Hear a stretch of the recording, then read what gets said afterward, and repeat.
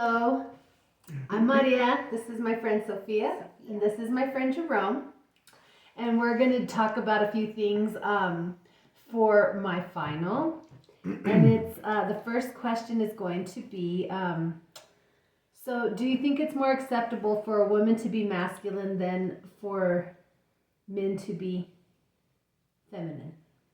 Jerome, what are your thoughts on that? I mean, as far as people and what they find acceptable, it just really depends on where they come from. But from what I've noticed, where I live in northern New Mexico, it's more acceptable for women to be more masculine than it is for men to be feminine, just because of the machismo mindset of growing up. like when Machismo. like girls are taken hunting, they're taught to go get wood. They have more experiences that they take with their dads mostly because the dads didn't have sons, so they replicate that with their sons, with their daughters. But when it comes for boys like myself, you know, you get that side eye when you're doing more feminine stuff, like you're seen less than because you're not seen as strong, even though you do the same things. So there is like a huge gap between that, especially like learning how to cook. Like, I love to cook, and I tried to learn how to make tortillas one time, and my mom found out that my grandma was teaching me, and she was like, "Don't you teach him how to do it?" Why And not? I was like, "I just like to eat tortillas." So it's just more acceptable for a girl to do, I guess, more masculine stuff because it sees them as strong and independent. I like how you put it there. What about you, Soph? Just in the last few years, I've said to myself and to other people, if it weren't for the fact that we have to wear clothing, okay, and you have clothing for men and you have clothing for women, what if none of that existed? And we just wore garments that didn't really say you were one or the other. And so these things are put on us, from the very beginning. You dress a girl a certain way, you dress a guy a certain way. Well, what if all of that was removed? And it was just the person that you were dealing with. How much simpler would life be? Because then there wouldn't be any of this animosity if you see a man dressed as a woman or you see a woman dressed as a man. These are things that we as a society have put on ourselves throughout history. Yeah. And so, I mean, I do think there are differences. I do think men are definitely stronger. You can't kid yourselves. I studied martial arts for 18 years, and I came across a couple of women who were studying this self-defense method, and I was familiar with it. And the problem I had with this method is they would take a man and put him in padding from head to toe, and they would just let the women go after him and beat on him. And these two women were talking about it, and they were taking this class, and they were talking about how empowering it is and everything. And my husband kind of laughed, and they said, "What, you don't think so?" And he said, "You know what? I'm not even going to answer that for you. I'm going to let my wife answer it." And bear in mind, I studied martial arts for 18 years, so I looked at these women and I said, "Well, I'm familiar with this method, but let me ask you something." I said, "What happens when the man hits you back?"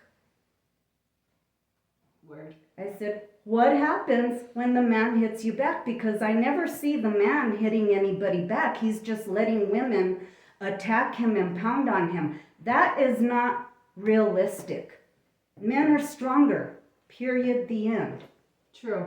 For me, I mean, I think it's more acceptable for women to be more masculine because I think even when a man is feminine, he gets he gets bullied, I feel.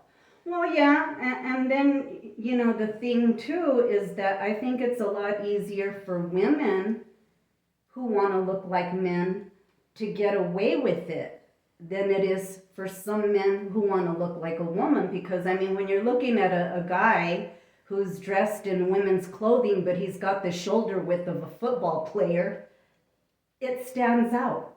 Yeah. Whereas I think women it's easier for them to hide that. It's easier for them to dress up as a male and go out and not be seen. Whereas with a man, it's a little harder. Yeah, because I remember the first time I saw a man in a dress, I was like, whoa. Like I had to do 2 or 3 takes. I was like, what? Am I seeing this? But I think that's at a time in my life where I wasn't, I guess, open to that. I guess to that kind of thing that I saw. That kind of lifestyle, or Yeah, because I was like, wait a minute. But I think at that time I was very young. And you know, now when I see it, I'm like, oh, well, you should have picked a prettier dress. But okay. So yeah, so I think women can get away with it more than men. And maybe it'll change later down the road. I don't know. I don't know. What do you think? You know, I've always had a saying. I believe very strongly in angels, and I tell people all the time, there's a reason angels don't appear to us. Because as a society, we're so stupid, we try to kill them. Because they would Because we might think they look a certain way, but that hasn't been my experience. And I think that some angels would scare people. just like the way this kind of And so stuff. this is fear, you know? It's Yeah. like we see something different and our first reaction is, you know? Yeah, that's true. Okay, so on to our next question. So how do you think your gender role has influenced your career and relationships in life?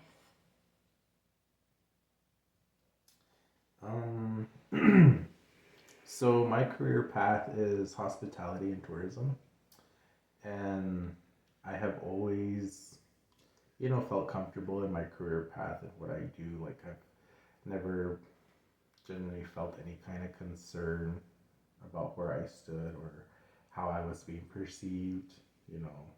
Working in tourism outside in the city, there was no question about it. But as I work for my community in northern New Mexico, being a male automatically gives me an upper hand, and I know that. I am always happy, and I love working with women that are very influential and have a lot of knowledge. And my boss is a woman. Like I consider like an older sister, and I've just always had a group of strong female mentors that have always shaped me just to basically act right and conduct myself. So, because it's not just a man's world, but it's kind of messed up because as a male, I automatically have that upper hand, and you can see the shift since I've been in my position. So I'm basically a conduit for her. Like, we have the same views, we're basically on the same level, but it isn't until I say something or, that it truly gets heard. And I think that's a disservice in the line of work that we do, because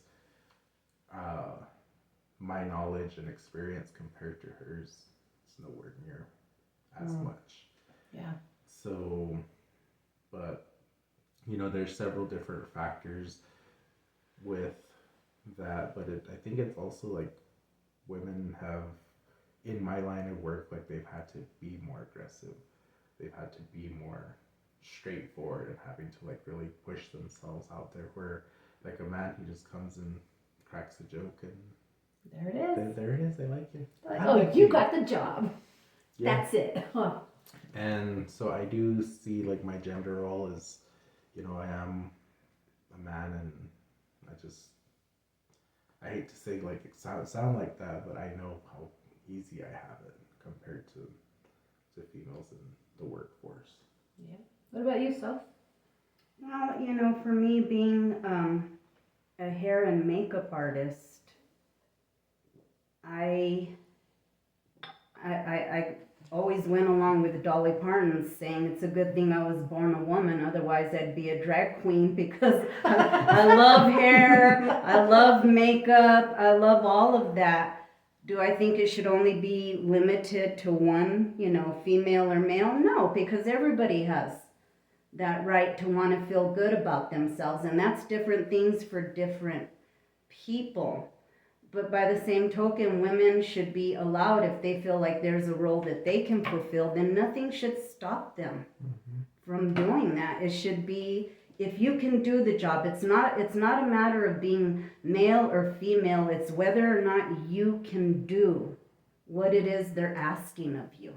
What the job is about. And it's a shame that things are the way they are, because it's like you said, you've known women who, far surpass your ability, but because they're women, it's like you see them being held back. And it should be that way for both sides. That should not matter. Whether or not they can do the job, they can fulfill that position, is what should be looked at. Yeah. And one thing that, so just a little background context, I was raised by a single mother. So that was like my first role model, to see that, you don't need no man. I mean, my dad is still around in the community and I don't talk to him, but, it's just having these female figures, and even my grandmother, who was a matriarch in the community, having those kind of role models, and just not taking anybody's attitude or any problem. Like they said, I don't need you to do. And I like to joke with my boss. I said, who needs a man when we have you? Because she'll just go on and do it. Like, right. If it's something that has to be done, she'll just go on and do it. And we'll do it together. But like, she's just as capable as I am. It's just, the society that we live in is very male. I don't know how to say. Like dominating in a sense. Yeah, I don't like using that word. Oh, yeah, but that's but the first thing that came to mind. It is. That's truly what it is. And with that, that's just how the gender roles are. But I, like so said, like, I get excited, and if anything, I find it more enjoyable to work with a boss that is female and does, because it brings on this whole different perspective and really holds a lot of accountability. And I think that's the big difference, is women are a lot more accountable with one another than men are. Men will just sweep it under the rug. Women will, like, We got to deal with that. Why did you do that? Why did you do it this way? That's true. And men are like, no, we'll go ahead and let's just do it the other way the next time. Well, it's really funny being a hairdresser. I've always said, they refer to women as gossip mongers, and I just have to say that being in the profession that I chose, I found it to be very equal. Because in my opinion, I'm sorry, men are some of the biggest gossip mongers I have ever known. And it's like, they can get really bad, okay? They can get really bad. But there are a lot of things that I've seen over years, like even being a makeup artist. I remember watching my daughters grow up, and they would be on Facebook, and they'd be watching all these influencers. And as a makeup artist, it really bothered me how, and to this day I'm still seeing it, women are spackling their faces nowadays. They're spackling their faces, and I've always said this comes from watching drag queens on the internet do makeup. And I used to tell my daughters, bear in mind, you're not trying to hide a 5 o'clock shadow. Okay? You're not trying to hide a 5 o'clock shadow. And the way a drag queen does her makeup, that's not for everybody. And I'm not saying that there aren't women who need to spackle their faces or whatever, but I saw that influence, and it really bothered me, and I'm still seeing it. I'm still seeing it where You know, I had a saying back in the day when I did makeup, if you couldn't teach a woman how to do her makeup in 10 minutes, you lost her. You lost their attention, because it's like the average person doesn't want to sit there for an hour and a half doing their makeup every day. Yeah. And that's just like not even realistic. I mean, maybe it is to some people. Maybe that is some people's reality, but it's like, no. You know, there's a difference, and you have to pay attention to that. So having my daughters look at that stuff and think, oh, this is how we have to do it, I was like, not quite. Let me show you. Not quite, you know? Yeah. Well, for me, I think, well, okay. So a little bit about my background is like, I do come from a lot, like my household is all women. My family are all women.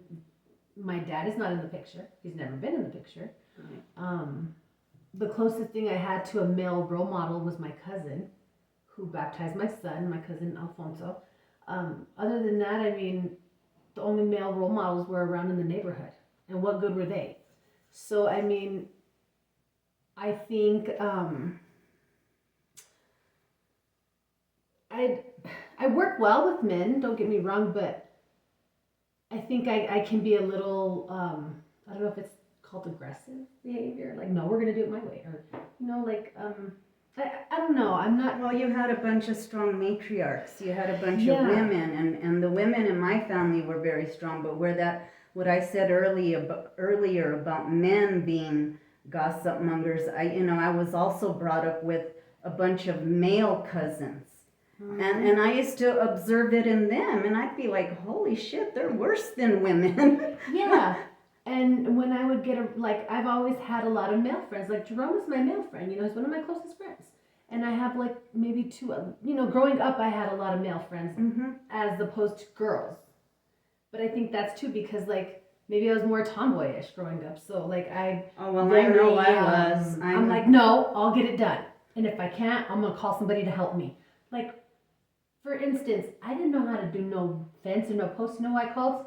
This guy right here. He's like, okay, Maria, I'm going to show you how to do it. And I said, okay, teach me how, and I'll do it. And sure enough, he's like, this is how you mix the cement and you put, and I said, oh, I could do this by myself now. But you know what I mean? And then, having my girlfriend, she's going to do it herself, teaching me how to work tools. So I'm like, well, at the end of the day, do I really need a man? Do I really need a man? I always say I was a late bloomer because growing up, my older brother Paul, I always laugh. I think back and I said, no, when football season came around, I had to play football with Paul. When baseball season came around, I had to play baseball with Paul. When basketball season came around, I had to play basketball with Paul. I had no choice. He was my older brother, and it was like, you're going to play with me, kid. And so I was a late bloomer, I was very like a tomboy growing up. Well, see, that goes back to your first question. My first question. It is more acceptable for women to be more masculine than it is for men to be feminine. Exactly. Because your brother, I'm sure, wasn't going to go do all this girly stuff with you and go right. to teapot. Although I do have to say, I came home, I had one of those Mrs. Beasley dolls, and it was my favorite doll, right? I came from a very poor family, so to get a Mrs. Beasley doll was just like, oh, and I'll never forget, I came home one day and there was a hole on the side of Mrs. Beasley's head. What did your and brother I do? immediately knew it was Paul. And I went after him and I was like, what did you do to my Mrs. Beasley? And he was like, Sophie, Trini and I had to perform emergency surgery on her. So, they were playing with my dolls, right? They were just like pretending like she needed brain surgery or something. That's okay. His football didn't fare too well after that either. I got you back. All right, so our next question is how do you identify the differences between sexual orientation and gender identity? Because I feel this right now has been a real big thing in this last, I want to say since 2000, maybe, like this whole umbrella has opened up of a bunch of different labels now. You know, before it would be just, okay, you're heterosexual or you're homosexual, right? It was just that, or you go both ways. So, okay, there was those three things. But now we've gone into very different labels where you're asexual or you're pansexual, which I think I might identify under that one, but for me, it's just, I don't know. We'll get into that one later, but and then you have bisexual, lesbian, transsexual, and I think they just added two more, or where you have no attraction to anybody and you just, what is that? Is that asexual? Or oh my gosh, I forgot the word. I was just reading about it. But anyways, I think they're two very different things right now. Like to me, like as a sexual, as like a gender identity, yes, I identify as a woman, right? Sexual orientation, now I like my girlfriend. Does it not per se? I'm not a lesbian though. Do you see what I'm saying? Like You just like your girlfriend. I love my girlfriend. So it's like, no, I get that. I get so that. I'm so, in a sense, maybe I'm confused because, and to be honest, I really don't even like hanging out with other girls. Well, it's like, why do they always have to come up with titles? It's kind of like now they want everybody to do the they, them thing, right? And I'm just kind of like, how about if I just call you by your name? Right. Why do we have to complicate? Why do we have to change the whole English language to accommodate people? And I say that because when I first went into the caregiving industry, the thing that blew me away is I was dealing with women who were mentally disabled. And the thing that blew me away, bear in mind, I came from a family, okay, born to deaf parents. My mother never heard a sound in her life. My father as well. And I had uncles and I had cousins who were mentally challenged. But the difference between them and the people that I was seeing when I got into the industry was the self-entitlement, which was really sickening to me because I remember my cousins having discipline. Just because they were mentally disabled, that didn't excuse them. They still had chores they had to do. They still had to help in the household. They had discipline. When I got into the caregiving thing, it was just mind-blowing because, I mean, I was dealing with women where if they chose to hit me, they could. That was their right. They could hit me. And they could, you know, if they didn't want to do chores, they could look at me and say, well, I don't have to do that. And, you know, I've said this before. It's like we've ruined these people because they've become so self-entitled now that the discipline, everything just kind of went out the window. And what do you think, Cupcake? I mean, the differences between sexual orientation and gender identity, you know, in the dating world is like your sexual orientation is who you're attracted to. Who do you find attractive? Who do you want to be with? And then your gender identity is who you see yourself as. And, you know, that's not necessarily what everybody else has to see you as, but it's who you see yourself as. This is who I am, unapologetically. Because, you know, at the end of the day, your identity is your own identity. I could look at you and call you whatever I want and describe you however you want. But how you see yourself and how you view yourself, that's your identity, and that's what you hold fast to yourself. As far as sexual orientation, do I want to sleep with you? No. But it just goes to show, like, you just have this variety of things you can select from, and that's kind of where my generation has taken it with, and it's being unapologetic. It's saying, I don't want, you can call me, you can think of me however you want, but that's not how I see it. That's not my life. That's not my truth.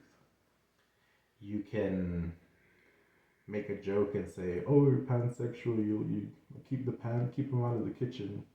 But really, what it is like you're not necessarily in love with or attracted to the gender, but it's how you feel with that particular person. Yes. Yes. So, you know, being bisexual for a greater majority of my life, I'm just like, when you really boil it down to it, like there's sexual attraction, and then there's emotional attraction, and those are two different things. A lot of people will combine the two and think it's one or the other, but really it's like, who do you see or who do you feel most comfortable with? Who do you feel like you want to be with, and who do you want to have this interaction with? And then just respecting who they are as a person. That's how they want to be. But I can agree with Soph about, people being very straightforward and telling people this, no, this is who I am, this is who you need to make me be. But at the same time, it's coming from a life of having to explain yourself over and over again, and having to basically describe the ocean to somebody that's lived in the desert all their life. You can tell them all you want, but until they've actually experienced it or seen it or felt it, smelled it, they're never going to understand. They can think they can understand, but they will never grasp what it is you're trying to describe to them.